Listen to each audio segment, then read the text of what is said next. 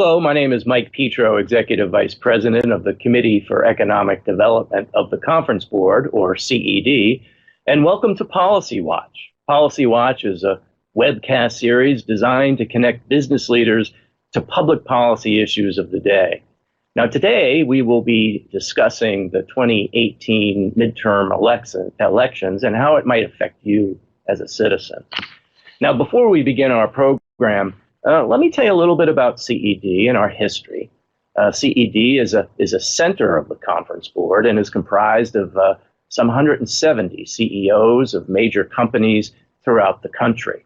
CED was formed in 1942 when President Roosevelt brought business leaders and academics and others together to discuss how to move the economy away from a wartime to a peacetime economy. One of CED's very first policy studies actually became the inspiration for the Marshall Plan. And in fact, our first chairman, Paul Hoffman, became the first administrator of the Marshall Plan. So we've got this illustrious history of 75 years of engaging business. So over the past 7 decades or so, CED's business leaders have provided reasoned solutions from business in the nation's interest. And CED has impacted such policy areas as education policy, healthcare reform, fiscal policy, and other pressing economic issues. Now, today's Policy Watch is titled Dissecting the Midterms and Looking Ahead to 2020. Now, some of the critical questions and issues that we'll be answering today will include, of course, what changed this election, what changed with this election, and how will the outcome affect the federal budget and infrastructure, and how can we expect this election to impact or affect 2020's election. Now, before we get started with this webcast, a few housekeeping items. First, we want to remind viewers that all views expressed during the webcast are of the speakers themselves and do not necessarily reflect the views held by the Conference Board. That's important to note. Second, you can participate in this webcast by asking questions via the chat box. Download the presentation via the file download pod in the bottom center of your screen, and view the video or PPT full screen by clicking the 4 arrows at the top right hand of the screen.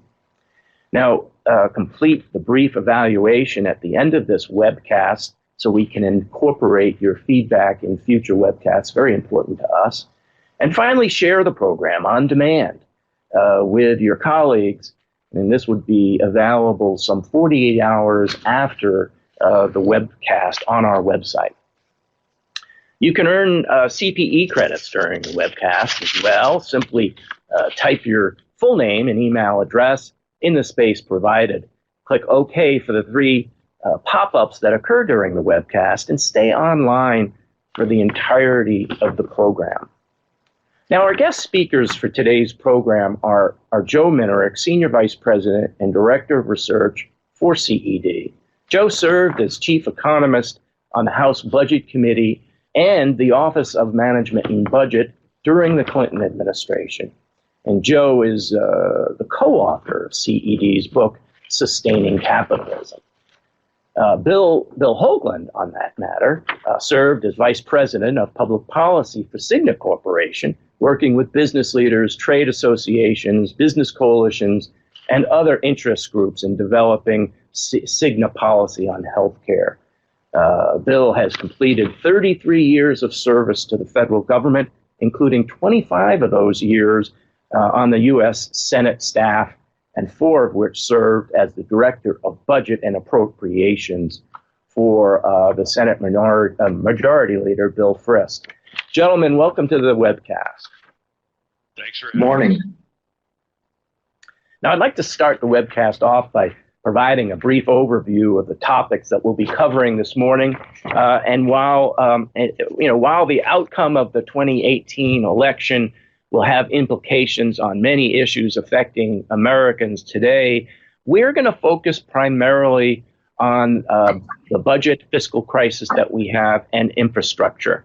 And part of the reason why I think we've dissected those two issues is that those really weren't prominent when you think about the rhetoric and the promises and the dialogue that happened during the campaign.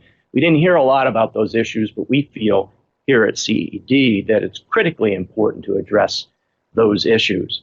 So Bill and Joe are here to provide a policy perspective on what the elections mean for the overall economic prosperity of our country. Now, before we turn over to our guests, what I thought would be fun is if we polled the audience and get their sense as to what they understood the results of the election meant.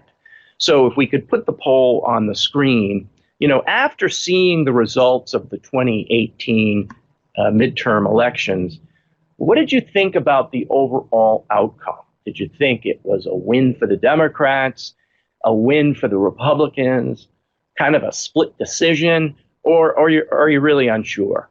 I'm going to give you a moment to weigh in with this poll, and then I'm going to turn to Bill and Joe and get their views on that.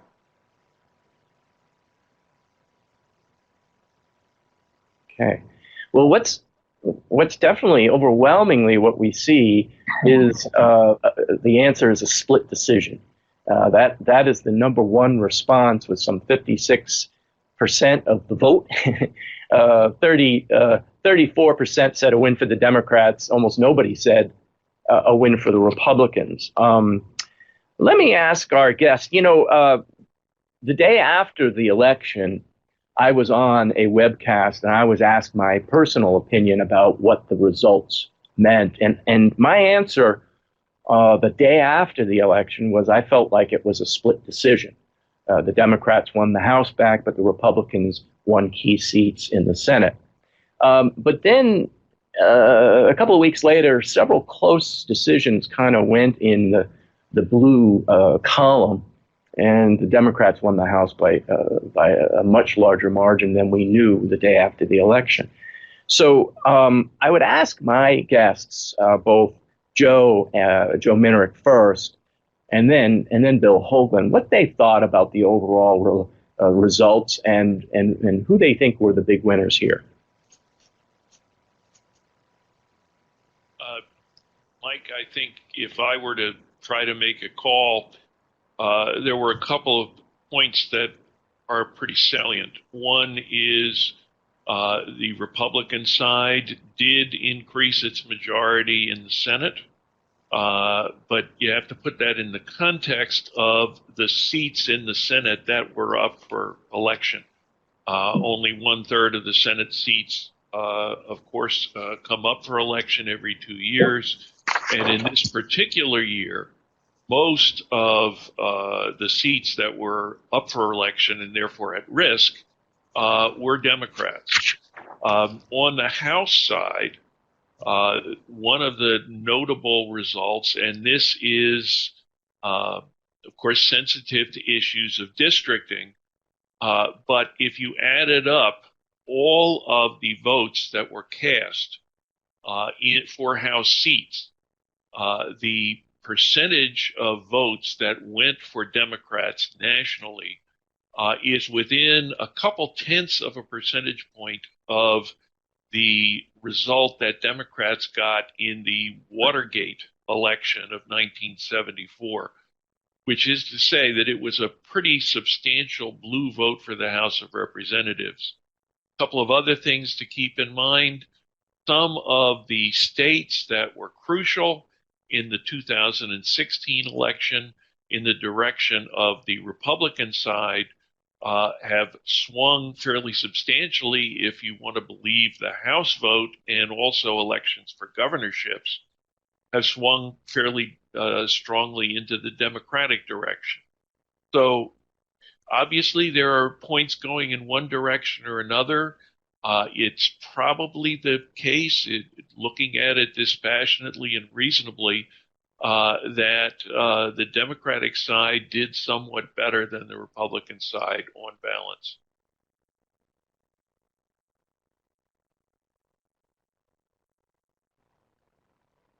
This is Bill.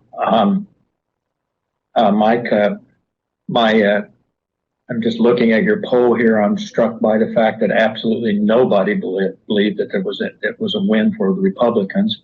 Small sample size right now, but I think I think generally the polls is reflecting what I think most people feel, which would support your position, is that this was a split decision.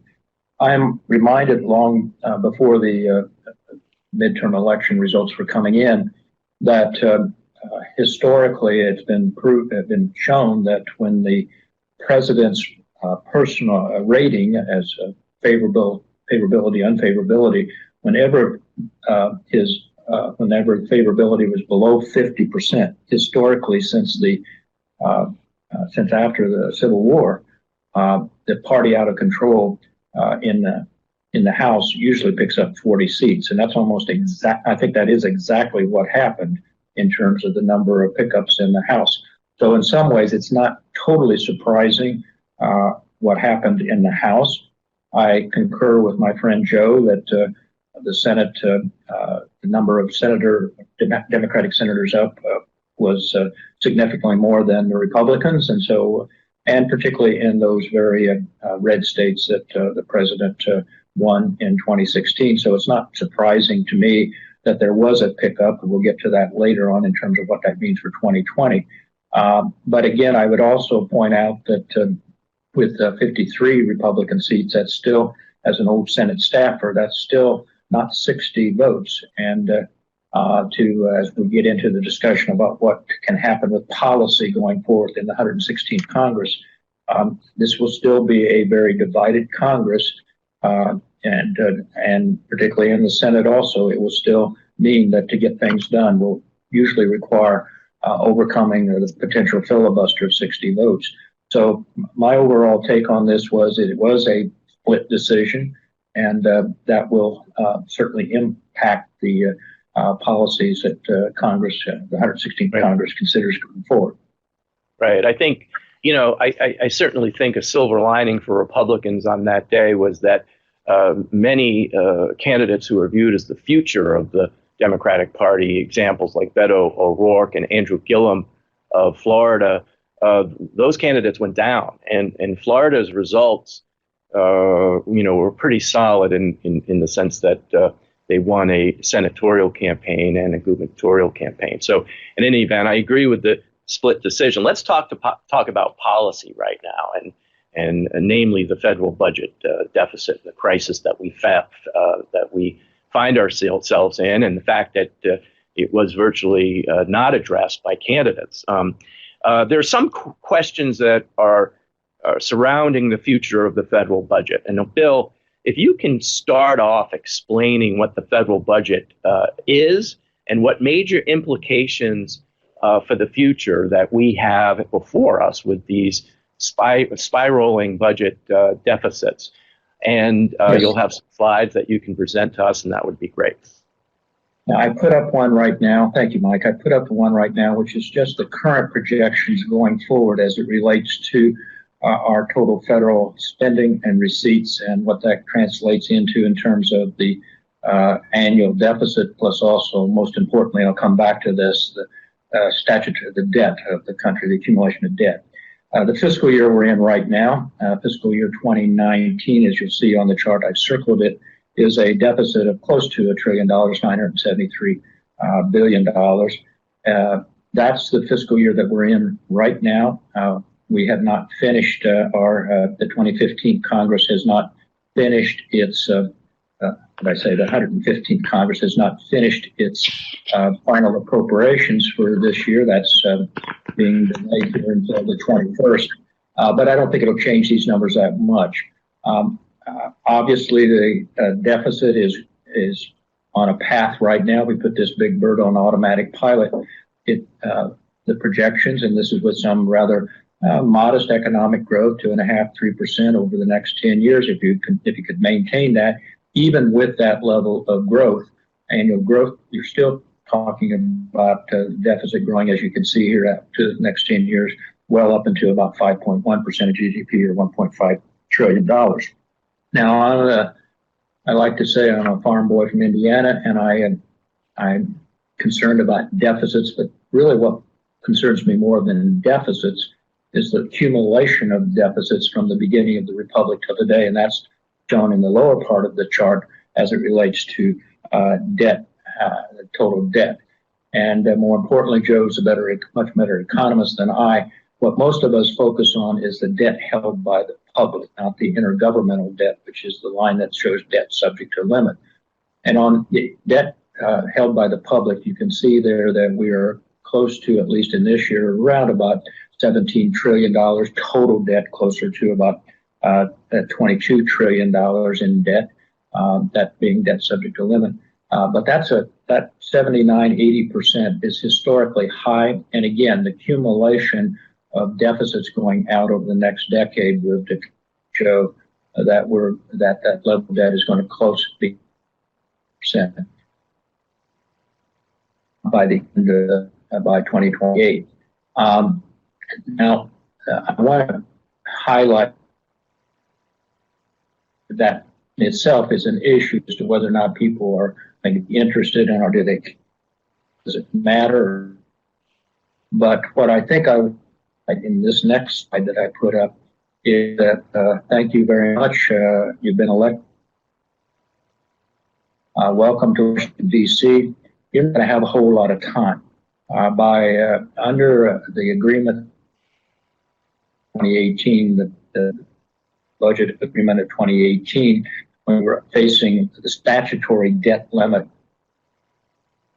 he had simply suspended that debt limit and continued to accumulate debt. We let that look. And so that you see there in the right-hand corner of come March 1st, 2019, under the way this works, that will be a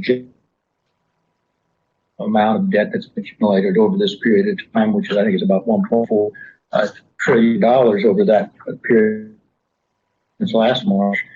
And that will put us at a debt limit of about $22 trillion. Point out is that's it. We will something March. Its government will default. The government has in its history default again, but that to pass a law to change that statutory debt limit, and it will require a compromise between the House that's controlled by Republicans with 60 votes, and that's again there will be a forcing mechanism there. Now, not to scare anybody, the President, Secretary of Treasury, can come March 1st continue to accumulate debt through what we call more about this, having worked in the administration directly on this. And so it's possible that we can stretch this out and not pay late spring or early summer, but it is action that Congress will take. Finally, I would say that's my first major clip is, in this shown there, is to point out that what you see is that we had 2011 with spending limits on defense, what the portion we call the appropriated. We're right now operating as 19, and the appropriation bills that we're trying to put together are negotiated at adding about $1.2 billion in spending. Come new Congress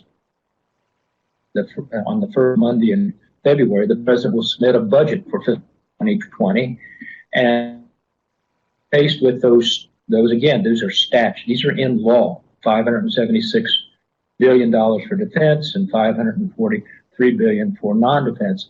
That's a huge cliff between 2019 and 2020. Again, Congress will have to do something, or else there will be a major reduction in spending. And when we're talking about such things, we'll get into an infrastructure, which is usually a discretionary spending item.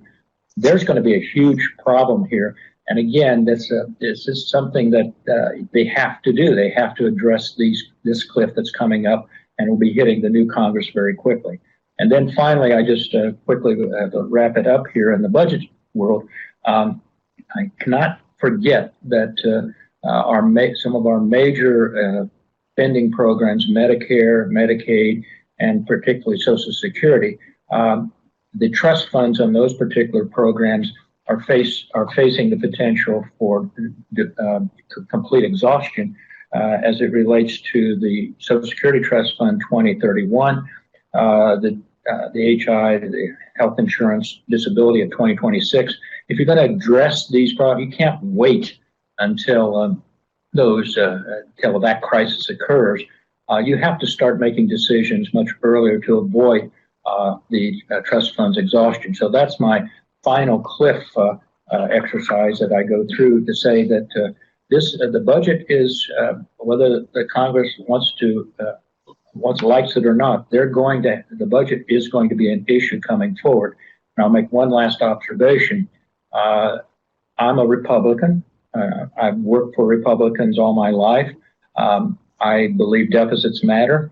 I am a little taken aback by the level of deficits that have accumulated under the Republican watch here recently. And it's interesting to me that I've heard the potential new speaker in the House, Mrs. Pelosi, indicating that she's going to bring back something that Joe was responsible for his old boss, Leon Panetta, something called pay-go, meaning that if you're going to increase spending, you're going to have to either increase taxes or reduce spending someplace else. What the cliffs I've set up here will clearly, and if Speaker Pelosi to be actually carries through with pay-go, there is going to be some major negotiations that are going to have to occur between the administration and the House and the Senate. Great. Thank you, Bill. I'm going to turn it over to Joe Minerick in a minute, but let me just say two things. We did have some technical difficulties early on, Bill, with your presentation, but it was just intermittent, breaking up a little bit. We did have several questions, and I'm going to hold those off to the end of the program, but several questions that were responding to the poll about the midterm elections and the concerns that the country might be heading into a direction of socialism. I'm going to table that, bring that back later in the discussion. But let me just ask two questions. Bill, you mentioned growth. I recall the early 90s when everyone was alarmed about the deficit back then. And then through the Clinton administration and then bipartisan outreach to the Republican Party, we overcame that. A lot of people said we grew ourselves out of that budget deficit back then. Is it possible to grow ourselves out of the problems that we have today? Well, certainly growth is a major factor in reducing the deficit going forward. I believe that growth is one of those factors, but I don't think you can do it alone on growth at all, unless we're talking about a tremendous amount of growth. And then the horns of the dilemma that we're faced with here in terms of growth is I would make the argument that for at least at the federal policy level, to achieve a growth requires certain amount of investments in those things that will increase worker productivity. And the one area that I suggest that Congress has, with its caps on spending, that has really squeezed those kinds of investments, whether that's science, technology, education, that has been in that area of the budget that has been squeezed. So I think if you're talking about how we can grow and increasing worker productivity, it would probably require a rethinking of the priorities of where federal government spends its money. But again, I think growth is important, but I don't think it is the end all for reducing the deficit. I personally think, unfortunately, it's a combination of both growth, the combination of reduced spending, and it's a combination, unfortunately, for a Republican to say this, the possibility of increased revenues. Great. Joe Minerick, how about you? Can you weigh in on this discussion for us? Well, I'm sure, and Bill really gave us a lot of things to think about. One of the most important words that he used there is cliffs. And by that, I mean circumstances where we are up against the wall where things are happening very rapidly. Adjustments have to be made in very short order. And the Congress and the White House traditionally tend to like to think things over. Sometimes we'll ruminate on a problem for a period of years and then finally come to a consensus. We're going to be in a position where decisions are going to have to be made very quickly. Let me start with the issue of debt and the debt limit. As Bill's chart showed, we really began, the debt limit was reinstated within 2018, last year. We have been up against that debt limit for months now. And what has happened is that over that period of time, the Treasury Secretary has had to use what we would refer to as his extraordinary authorities to try to manage cash.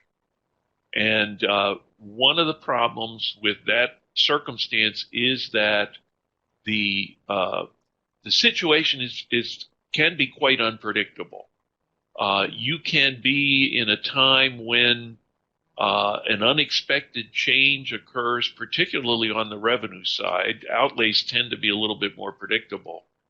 But you can suddenly find yourself in a circumstance where, in a matter of days or weeks, the Treasury literally is in a position where it could be forced to kite checks. You don't want to be there. That is not a circumstance for, in reference to your question, Mike, a moment ago, that's not a circumstance that is conducive to economic growth. That's scaring people away from making the kinds of commitments like investment, not only in plant and equipment, but also in human beings, in their employees on the parts of businesses. You can be in a position where business freezes, and as a result, growth is inhibited rather than encouraged. With respect to appropriations, there was a deal to get us through this fiscal year, the past fiscal year. Now, all of a sudden, we need appropriations bills again. The Congress and the president seem to have agreed to putting off the solution of the issue until December 21st. One of the things that I remember from my service in the Clinton administration was what it was like being there in the White House, hearing the Marine Band playing for the Christmas party, while some of us were sitting off on the side in the cabinet room, usually, trying to figure out how to get a budget deal to appropriate for the Congress over the Christmas holidays. It is not a pretty picture. And again, it is not conducive to efficient operation of the government or also confidence in the private sector. And then finally, Bill pointed to the trust funds. We are in a circumstance, and I agree totally with Bill, you do not want to run the trust fund into the ground and then try to make changes in Social Security and Medicare, two incredibly complicated programs upon which our elderly depend for their livelihoods, and in the case of Medicare, really for their lives. To rush through solutions to the funding problems in those programs would be impossible, and again, would tremendously reduce confidence on the part not only of the elderly, but also of the private sector. So what we really need is for our elected policymakers to smell the coffee and recognize that it is time to take these cliffs, to take these risks, these situations of sudden change, and to address them in a thoughtful way over a period of time, trying to find the right solutions for some of these incredibly complex problems. And if you don't, you're setting yourself up for another cliff, and that is a reaction in the financial markets. Right. The whole world depends on Treasury securities. We can't have the ability of the United States to pay its bills in question. So thank you, Joe, and thank you, Bill. I would ask one last question. we just had an election. There are some out there that say that bipartisan or divided government sometimes can lead to some action, but that you've got to do it in the first year, because the second year everybody's running for president and everybody's jockeying for their own political points of view. I would ask, maybe perhaps with PAYGO, or do you think that this divided Congress might do something positive in the area of budget deficit reform that in the first several months of the year, or do you think it's just going to be a food fight and do nothing effort on behalf of this new Congress? What do you think, gentlemen? I would go ahead, Bill. Well, real quickly, I would hope that there could be some coming to their senses, so to speak, on these issues. Unfortunately, I tend to be pessimistic about this. My guess is that they're not going to let the government default, number one. They will do something to make sure that we do not default, and that means simply extending the debt limit. And I don't think they'll let the caps decline by about $100 billion from where they are right now, both on defense and non-defense. And therefore, if anything, I believe going into, and I agree with you, Mike, I think if you're going to get anything done, we're moving into the presidential election year right now already. If there's anything going to get done, it's going to get done in this first session of the 116th Congress. But I guess I am a little bit pessimistic right now that anything that gets done won't simply add to the dilemma that I've outlined here, which means more spending, raising those caps. And I doubt very seriously that with a Republican-controlled Senate, not having 60 votes, that you're going to see any increases in taxes. And more importantly, with a democratically controlled House, you're not going to see any major efforts to modify what I think are the major drivers to spending, and that's the entitlement programs. Yeah. Yes. As a consequence, I don't see. I'm not optimistic, let's say. Joe, briefly, what do you think? I'm very much where Bill is. I think the one thing that I would add, if you want a symbolic representation of the status of bipartisanship in Washington, think back within the last 48 hours as we were saying goodbye to late former President George H.W. Bush. The image to me of Bob Dole being lifted out of his wheelchair so that he could salute to the president, really to me brings back and is a reminder of how far away we are from a period of time when elected policymakers in Washington reached across the aisle and said, sure, we have partisan differences, but we need to solve this problem for the American people. Bob Dole epitomized that spirit. George H.W. Bush made a political sacrifice when he believed that it was essential on a bipartisan basis to address those kinds of problems. We really need a transformation of Washington for that kind of honor to come back. Right. Okay. Right, Joe. Thank you. Let's go to the area of the topic, I should say, of infrastructure. And I'd like to engage the audience in a poll. Before I do that, I want to, we just had an election, and, bridges are falling down in many places. Roads are no longer capable of sustaining the traffic and the population. Americans tend to respond to a crisis when it's at their doorstep. So I want to question our experts on that. Let's go to the poll first, but I want to see whether or not there's a political will to address the infrastructure issue. Do you think this divided Congress, this poll that I'm asking of the audience, has the political will to pass some sort of an infrastructure bill to address what's right before us, a crisis in our infrastructure? Do they have that in 2019? The answer is yes, no, or unsure.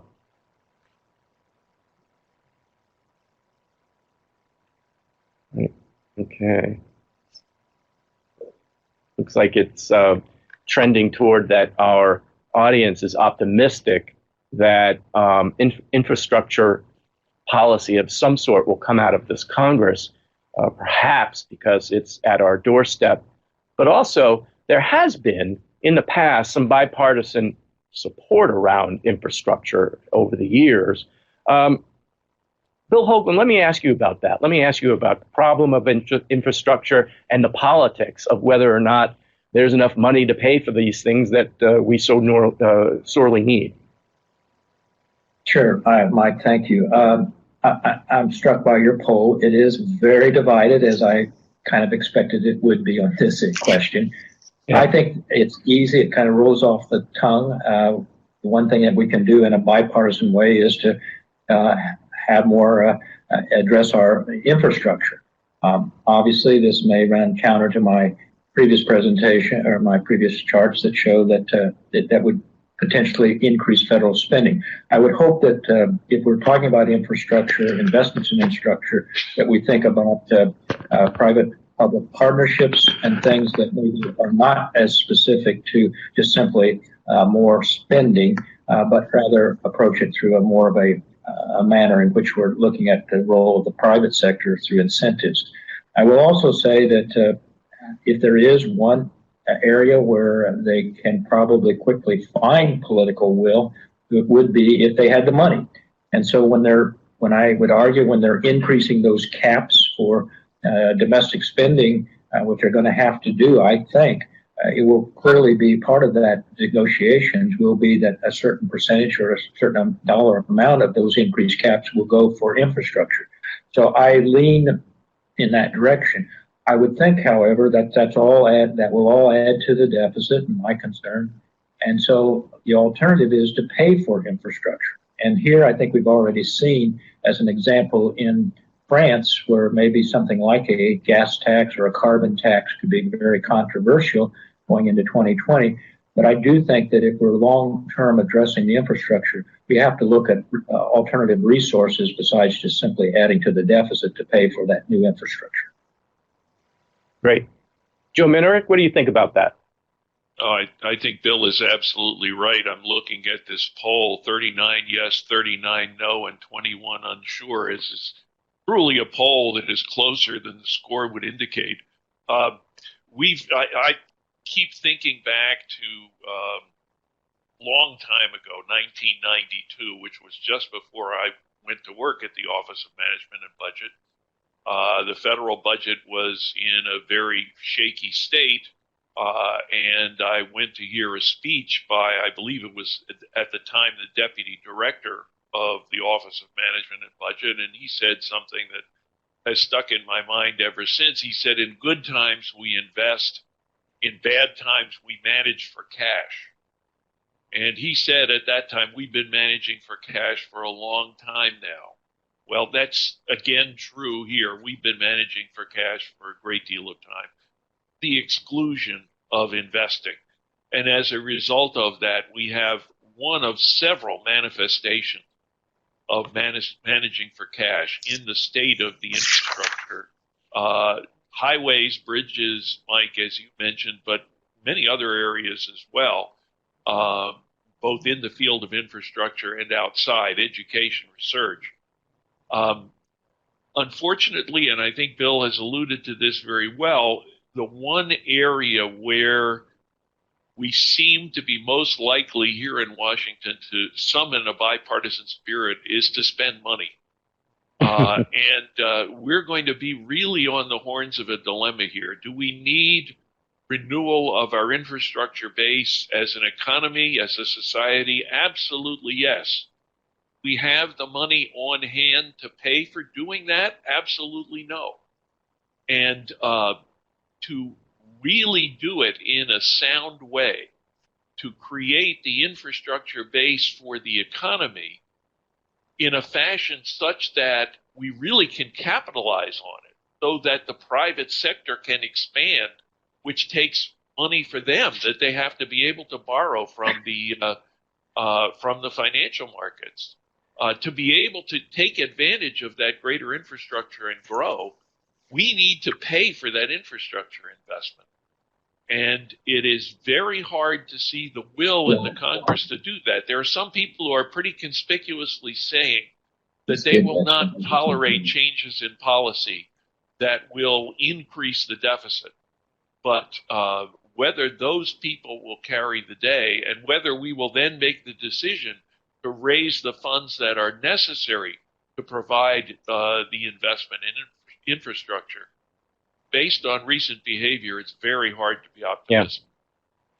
Yeah. Thank you on that. Let's move the conversation now to the more political predictions, and ask the question: what do these results mean for the future for both the Democrats and the Republicans, but more importantly for our country? I want to get back to what some of the folks in our audience started to ask, raising concerns about, yes, the Democrats won the House, but there were several socialist candidates, socialist-leaning candidates, and who won and did very well. If you look at polls of our millennials, they will say that there is a growing distrust of our capitalist economic system, which is a concern to us here at CED, and that many people saw the success of Bernie Sanders in the last election as an indication that there is this left-leaning move towards socialism. I guess I would ask both Bill and Joe, starting off with Joe first, Yes. his thinking about that, and whether or not that might get in the way of some of the deals that'll need to be made with Nancy Pelosi and her Congress with the Republican Senate. Mike, we certainly have more polarization in our political environment today than we have had in a long, long period of time. The scholars will tell you that to find comparable numbers in terms of the divisions in our society, you have to go back to the period of Reconstruction at the end of the Civil War. I hear the word socialism being mentioned. When I do, I find myself thinking that the one thing that we need to do is to improve our education system, because I really wonder how many people really know what socialism means. Many people who are using the term today, I suspect that, number one, they could not really explain to you what historically socialist systems have been.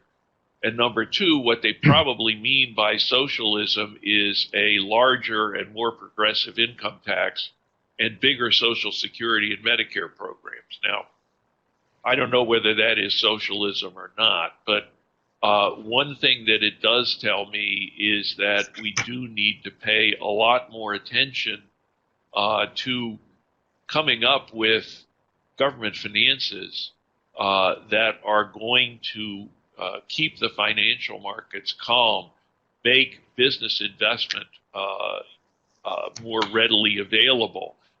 As a result, have faster economic growth, more wage growth, and from that, begin to rebuild trust in government on the part of the population.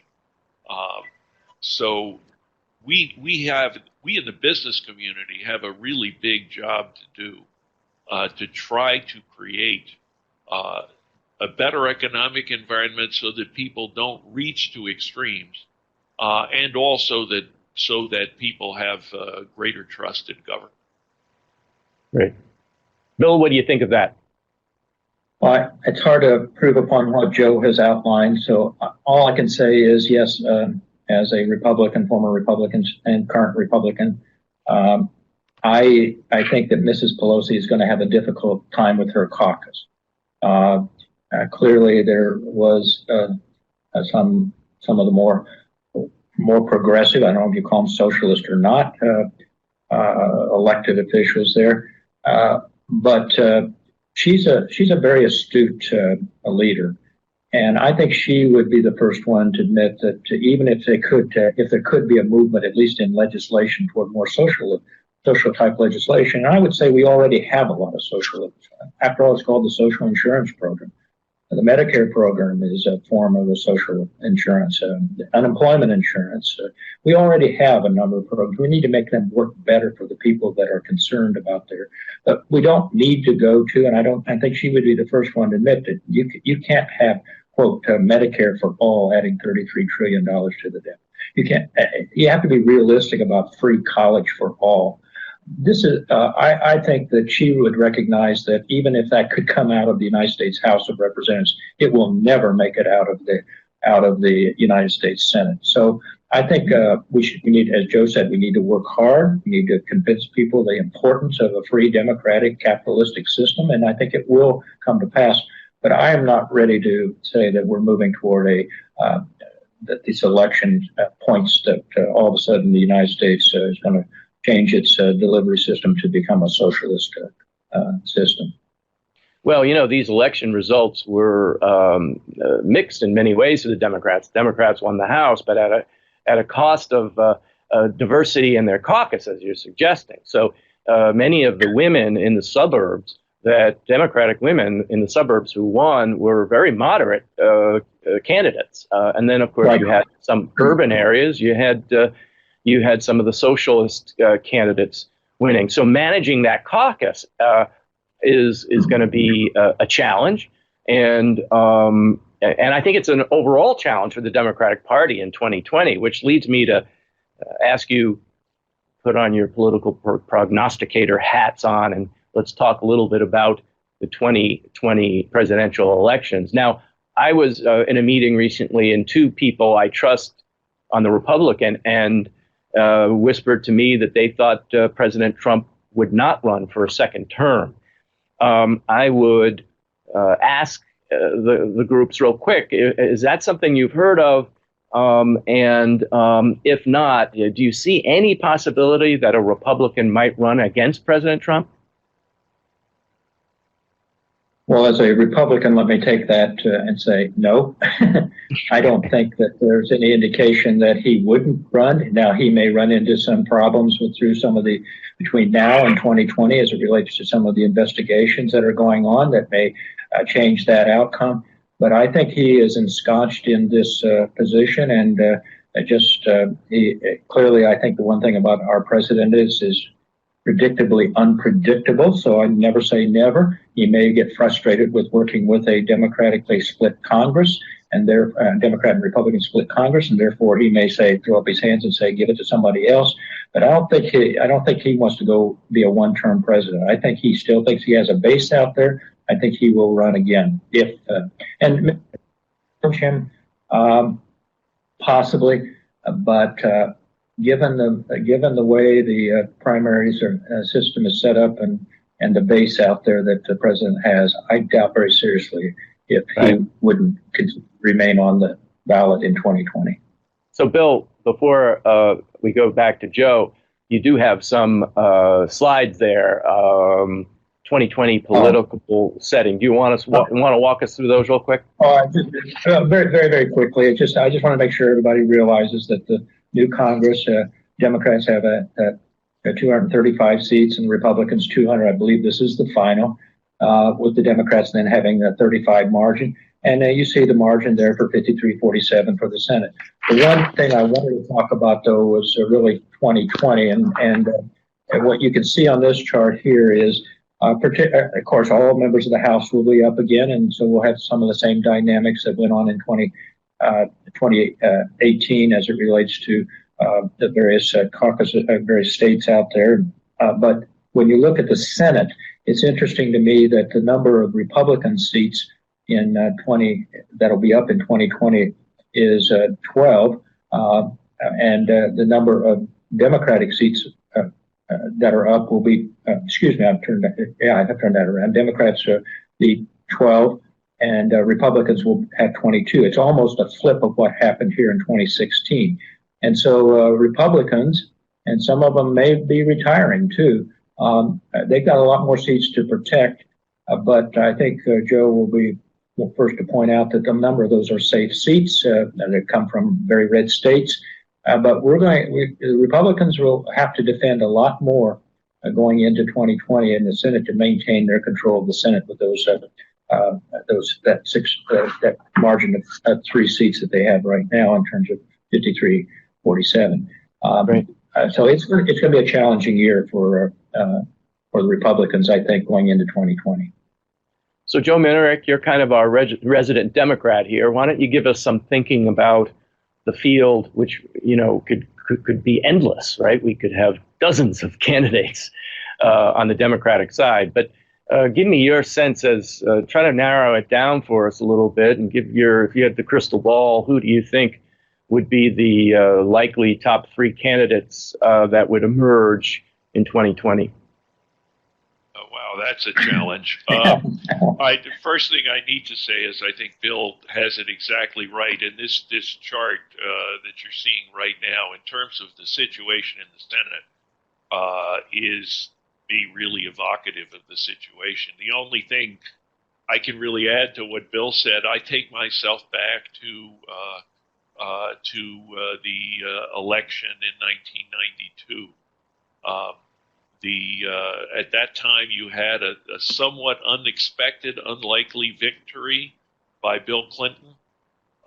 You had a strongly Democratic Congress. In 2 years, you had, in the wake of the Clinton budget and healthcare programs, which were a little bit less popular than certainly he had in mind, you had the president way behind the 8 balls, and you had the Congress, the Democratic Congress, receiving an enormous shellacking.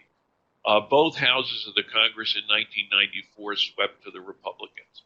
So if in December of 1994 we had been having this conversation, would substitute the word Republican for Democrat and vice versa, and we could be saying all the same things.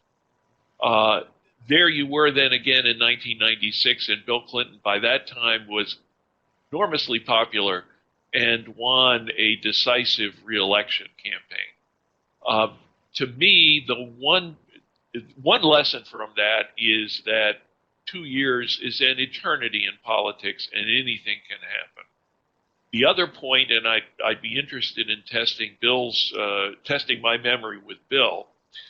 My sense was that the 1996 Republican campaign for the presidential nomination, while it was somewhat open and there were a few Republicans who were interested in getting that nomination, I don't see anywhere near the degree of enthusiasm on the part of potential candidates to get the Republican nomination in 1996 versus the dozens of Democrats who seem to be interested for the 2020 election. As a result, it seems to me that by the time all of those Democrats are finished beating each other up through the primary process, and it's worth recalling, Mike, I think you alluded to this a moment ago, it's worth recalling that we have, I believe, at least 2 Democrats who are saying that they are going to declare their intentions immediately after the holiday season that is about to be upon us. Yeah. So we're going to have an enormous Donnybrook on the Democratic side, which means that whoever the Republican candidate is, that he or she will have a pretty significant advantage in terms of probably being fresh for that campaign. Well, I'm gonna wrap this up in a second, but I'm gonna turn to myself as a political prognosticator, and I will say that the 2018 midterms was largely about women. So a lot of women. You've got 100 women in the U.S. Congress, first time ever. I think in 2020 you will find a woman on the Democratic ticket. And here's my Hail Mary pass. Don't count out the fact that Nikki Haley could replace Mike Pence on the Republican ticket, especially if the Democrats are leaning toward women on their ticket. I think that there's already some,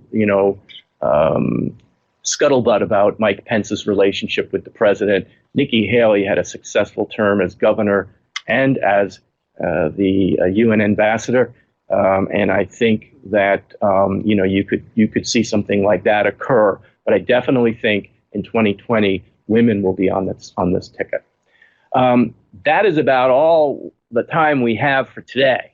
I want to thank my friend Bill Hoagland and Joe Minerick for both being here and giving their wise counsel to our audience to discuss these very important issues that weren't necessarily highlighted in the political campaigns, but nonetheless, because of the results of those campaigns, we as Americans are going to have to live with the results of this new Congress and the decisions that they make on these issues. So I'd like to thank you and the audience for participating in our webcast. If you have any feedback or suggestions for future topics, feel free to email me at mpetro@ced.org. My name is Michael Petro.